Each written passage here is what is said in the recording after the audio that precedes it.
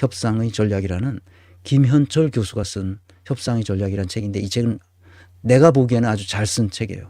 전략적으로 어떻게 사고해야 되고 어떻게 협상해야 되는지를 말해주는 책인데, 16가지, 아니 16가지가 아니라 20몇 가지를 이 책에서 설명하고 있습니다.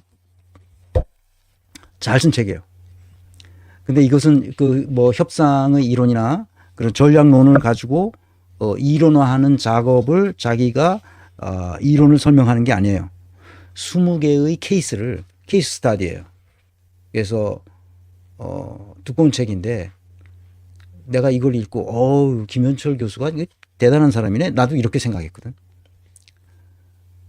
그래서 이 책을 본 것 같아, 누가, 그 스태프들이. 그래서 김현철 교수를 아마 그래서 통일부 장관으로 앉힌 것 같아요. 나는 늘 얘기하지만 교수가 느닷없이 공직에 나와서 무슨 책임을 맡으면 다 망한다. 조국이 교수하다가 민정수석으로 나와서 망쳐먹는 거나 똑같습니다. 김현철 아무 일도 안 했어요. 이렇게 멋진 책을 쓰고 아무 일도 안 했어요. 그냥 가만히 있어. 다른 데 가서 강의해. 다른 데 가서 강의해. 뭐 초청받으면 강의해. 그래서 자기는 아무것도 안 해. 돌아버리면 돌아. 그래서 정세현 선생이 그 김현철 장관 했을 때, 아니 좀 그렇게 이렇게 하지 말고 네 여기 있는 대로 해봐 임마, 이렇게 말할 정도로 답답한 인간이야, 답답한 인간. 근데 놀라워. 이 사람은 그 20가지 그 케이스 스타디를 어떻게 협상해서 어떻게 됐는지를 상세하게 연구해 가지고 기록한 책이에요. 나 같은 사람이 읽기에는 너무 좋은 거지. 제 17장 사례, 빌리 브란트의 동방 정책에 대해서 썼어요. 진심만큼 강한 무기는 없다. 1970년 어느 날 바르가, 여기서 바르라고 번역해서 썼는데 바르가 아니라 독일 사람은 에곤 바예요. 바.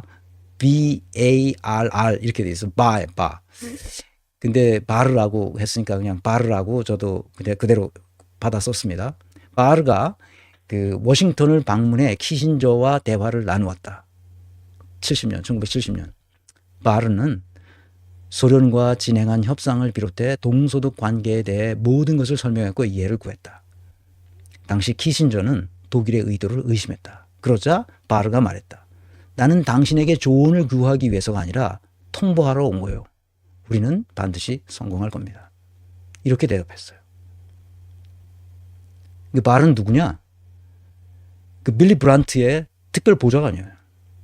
이 동방 정책을 구상한 훌륭한 사람이죠. 그래서 이 바르가 그 죽기 전에 자기의 전기를 썼는데 자기 전기가 아니라 빌리 브란트는 어떻게 했나, 뭐 이런 전기를 썼어요. 빌리 브란트에 대한 전기를 썼어요. 이 사람은 그 신문 기자 출신입니다. 그 베를린 서베를린 시장, 그 빌리 브란트가 시장을 했잖아요. 서베를린 시장 할 때부터 그때 취재와 그 이 취재 대상자 사이에서 죽이 맞았어. 그래서 그 특별 채용한 특별 보좌관입니다. 그래서 동방 정책을 입안했던 사람이죠. 그 진짜 훌륭한 사람입니다. 에곤 바르도. 그래서 이 높은 지위에 간 사람은 자기 보좌관, 자기 비서관을 잘 써야 됩니다. 브란트와 바르는 유럽의 한가운데라는 독일의 지정학적 위치에 주목했다. 그래서 독일이 유럽의 동과서를 잇는 다리가 될 때 미래가 열릴 것이라고 생각했다. 냉전 시대 분단 국가가 취할 수 있는 가장 효과적이고 의미 있는 외교 정책 방향이었다. 미국에서 그 당시 키신저뿐만 아니라 당시 닉슨이죠. 닉슨 대통령도 이 외교가에서 항상 그 서독을 비판했어요. 그 말도 안 되는 정책을 써가지고 더 큰 일이 나지 않겠느냐, 뭐 이러면서 비판했습니다. 그래서 빌리 브란트가 한 위대한 명언이 있어요. Frieden ist nicht alles, aber ohne Frieden ist alles nichts. 유명한 말이죠. 평화는 모든 것이 아니다. 그러나 평화가 없으면 모든 것은 없다. 다시 한번, 평화는 모든 것이 아니다. 그러나 평화가 없으면 어떤 것도 할 수 없다. 이 말입니다. 다시 한번, 평화가 모든 것은 아니다. 그러나 평화가 없으면 아무것도 없다.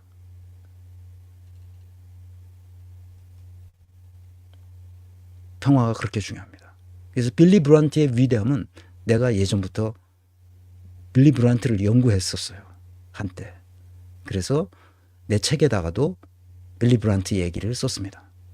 제 1장에 역량의 의미, 사회적 성취의 기반은 역량인데 그 역량의 의미가 뭔지를 예를 들어서 빌리 브란트를 썼습니다. 소독 연방 총리였던 빌리 브란트의 사회적 성취는 독일 현대사에서 기념비적인 사례라 할 수 있다. 그는 고등학교도 겨우 졸업했다. 당시 많은 노동자가 오늘날 사회민주당의 전신이 사회민주주의 노동자당이었어요. 거기에 가입했었던 거예요. 고등학교 졸업하고. 그의 출신 배경은 하층 노동자 계급 중에서도 하층이었다. 어머니는 가게 조문으로 일하던 미혼모였고 아버지는 한 번도 만난 적이 없다. 그의 외할머니도 미혼모였다. 그러니까 브란트는 사생아의 사생아였던 셈이다. 고등학교도 사회민주주의 노동자당에서 지원을 받아가지고 겨우 다닐 수 있었어요. 대학 입학 자격증은 땄지만 대학에 갈 엄두를 내지 못했죠. 사실은 이재명과 비슷한 사람이에요. 빌리 브란트는 이재명보다 더 심하죠. 아예 자기 가문이 어디서 나왔는지 그야말로 근본이 없는 사람이었어요. 그는 청년 시절 나치 정부에 대한 저항운동에 투신했다. 그는 요주의 인물로 찍혀 노르웨이로 피신했고 국적을 바꿔서 군에 입대해 나치 군대와 싸웠다. 노르웨이가 독일에 점령되자 다시 스웨덴으로 망명했다. 패전 후 귀국해서 서베를린 시장을 지냈고 연방 총리까지 올랐다.